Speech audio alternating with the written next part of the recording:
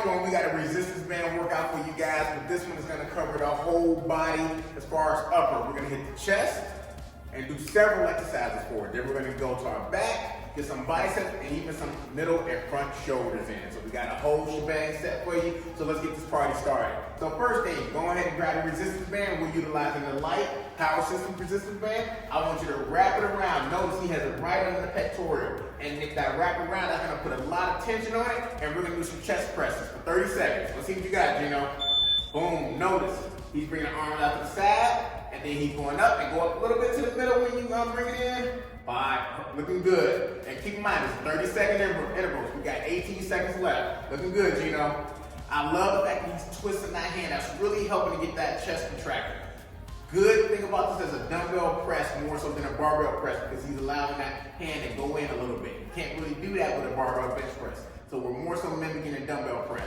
And good. Now we're gonna go to a Sven press. It is so hard for me to say that word. Let me spell it out for you guys. S-V as in violin, E-N. This is where you're gonna keep your hands together and you're gonna press it straight out. Let's see what you got. 30 seconds. Boom. And this particular motion, the cool thing is you're keeping that chest contracted the whole time. That squeeze is never letting up as you press out. So you're gonna get a good contraction in it. Of course, we still have that tension all on the resistance band. Looking good, Geno, keep it going. 12 seconds. Good. Notice that he has his fingertips touching, but they're not interlocked. So his chest muscles are still doing the work to help that chest squeeze. Remember, you're always working your chest muscles when your scapulas are coming together. Now we're doing a unilateral cable crossover. To do this, he's gonna bring both arms out to the side and he's gonna swing one all the way over, 30 seconds. Good, looking good, Geno. And now whole motion is coming over, it's literally squeezing that chest muscle. Keep in mind, once again, we always wanna do something that we're not doing in the gym. When you're in the gym doing your cable crossover, you're stopping right in that middle. This is allowing you to go all the way over, which is further contracting that chest muscle. You're hitting striations you probably never hit before. True story. 5 seconds left. Looking good, Geno. 3, 2, 1. Good. Now let's switch. Arms out to the side. He's bringing it all the way over. Looking good. 30 seconds. So we got 3 exercises in for the chest. Looking good. And we're literally just utilizing our own body to create that resistance. I love that. We got 18 seconds left. Good. Swing over as much as you can. Let that chest contract. Always remember that. Scapulas come together, contracting that chest muscle. 8 seconds. Looking good. 5, 4, 3, 2, 1. Good. All right, let's lay it on down. So the first thing we're gonna do is get set up for our back exercise. We're gonna do a seated row. Now, a lot of you guys do that in the gym. You got the table seated row, you sit down on the bench and you pull it back, you utilize a pulley. We're gonna do the same thing. We're utilizing our feet to hold the bands. Keep in mind, he's not grabbing the handle, he's actually grabbing the band to get some more tension. He's gonna squeeze and contract that back. You got it, 30 seconds, Geno.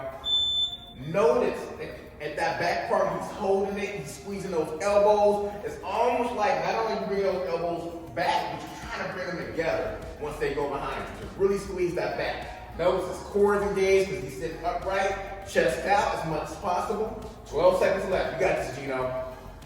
9 seconds. Looking good.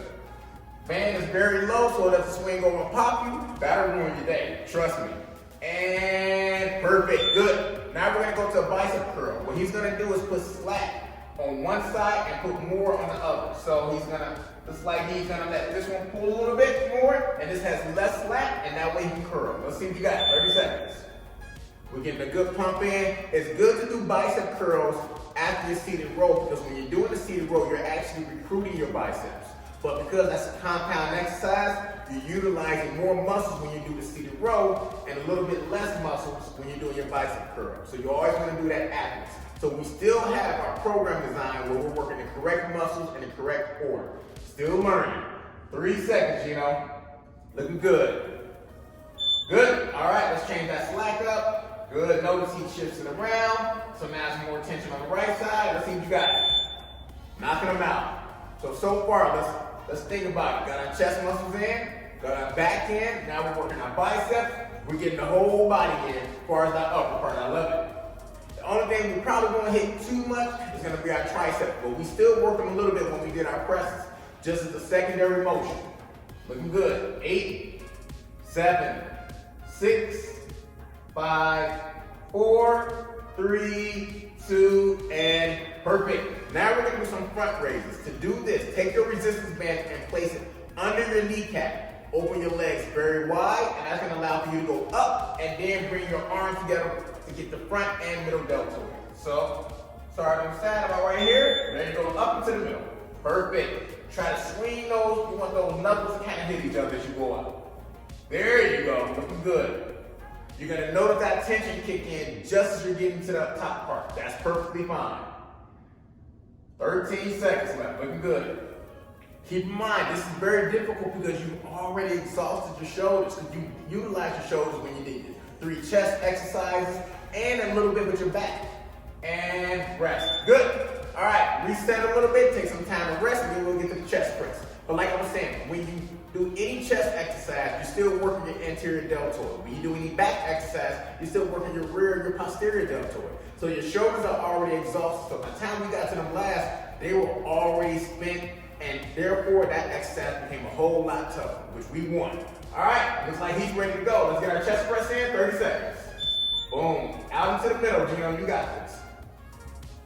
And one big thing I do want to point out, you don't necessarily have to go out into the middle because we still had a swing press coming up where we do stay in that middle contraction. So if you want to, theoretically, you could keep them just straight out and not go in because we got a whole other exercise that's literally staying in the whole time. 7 seconds, looking good. 3 seconds, and perfect. All right, so now let's get to our spin press. I love that I can pronounce that. Hands together, and we're gonna press out. 30 seconds, let's do it. Good. Try to keep those hands from interlocking. There you go, you got this. 22 seconds. So we got 3 chest exercises. Back, bicep, shoulders. Like I said, triceps even for a secondary muscle. Whole upper body is getting worked. Core is still engaged, still got his chest out, abdomen still locked. That's the correct way to work out. 6 seconds. 3, 2, 1, good. All right, unilateral cable crossover, probably my favorite one out of all these exercises. Arms go out to the side, and then boom, you're going to the other side. Notice that elbow is just a little bit bent, and it's locked in that bent position. Perfect. Looking good. Late start, but that's perfectly fine. He wanted to do some extra reps. We'll make sure to get a late start on the other side too, so you guys still gonna be on track. We got you. 18 seconds. I'm gonna swing it all the way over. I can tell it's starting to kick in. I know Geno well enough to know when that burn is starting to kick in. 10 seconds. Good. 7 seconds. If you wanted an appetizer, you could have did some push-ups before this to really warm up those chest muscles. Good. All right, we're gonna switch sides. We're gonna get a couple reps in before we start that timer, just to even it out. We don't want one chest muscle bigger than the other one. All right, let's do it. 30 seconds. Good. I love it. If you guys are home right now, you're probably really feeling that chest really starting to burn. It's perfectly fine. That's because you probably never go over this far when you do your standard crossover. I personally think cable crossovers is one of the most underrated chest exercises because it's what allows the scapula to move the closest out of all exercises that you think about. Keep that in mind. 3 seconds. And perfect. All right, we're gonna take a seat. Get to our seated row. So remember, when you're doing this, make sure that band is secure behind the bottom of your foot. You don't want it just in the top part, a little bit lower than the middle, so it does not pop you. You're not grabbing the handles, you're grabbing the actual band. Chest out, knees slightly bent. Let's do it. 30 seconds, chest out. Looking good. I love the way he squeezes. That's very important, especially when you're dealing with resistance bands, because the pressure and the tension kicks in towards the latter half of it. So you need to make sure that you're taking advantage of that contraction. A lot of times we forget about that and we treat it like any other motion. You can't. Resistance bands are their own tool that should be utilized in their own special way. 5 seconds. 3 seconds. Perfect. Looking good. All right, now we're going to go to our bicep curls. Remember, put more slack on one side than the other one. And the side that has a little bit more tension, that's what you're going to be curling with. Let's do it. Boom. I love it. Keep in mind also, there's going to be a lot of keep in mind today. That elbow is flared in front. So this isn't your standard curl. This is allowing you to change up the way in which you're working your biceps also. By changing where your elbow is at, that's gonna change whether you're prioritizing your long head or your short head of your bicep. 8 seconds. I like this one because it actually puts less tension on the elbow, believe it or not. And good, let's switch. So if you have any tendonitis in your elbows, flaring that elbow out in front of you in a situation like this will actually come in handy. Looking good. 25 seconds. Whole body getting worked. I'm loving it. You got this? I want you guys to make sure to leave in the comments how you're doing with this workout as well. If you kept up, what was the most challenging one? For me, like I said, I love the cable crossovers. What was your favorite one? Make sure to let us know. 5 seconds, Jeno. 3, 2, 1. Good. One more exercise and you guys are home free. Stick it out with me on this. Legs wide open. Band goes under the kneecaps. Up and then remember, turn those hands in, let those knuckles touch. There you go. Looking good. You're not going to feel a lot of tension on the first half of it, but that's perfectly fine. You will on the second half. We're getting our front and our middle deltoid. Good. 15 seconds. 12 seconds. At this point, you don't have to worry about too much tension because you've already burnt those shoulders out. 5 seconds and you're home free, Jeno. You got this. 2, 1. Perfect. All right. Well done, my friend. That was another workout with Cfit on Demand with Jeno and Michael. This is where your community, your club, and your wellness comes to your home.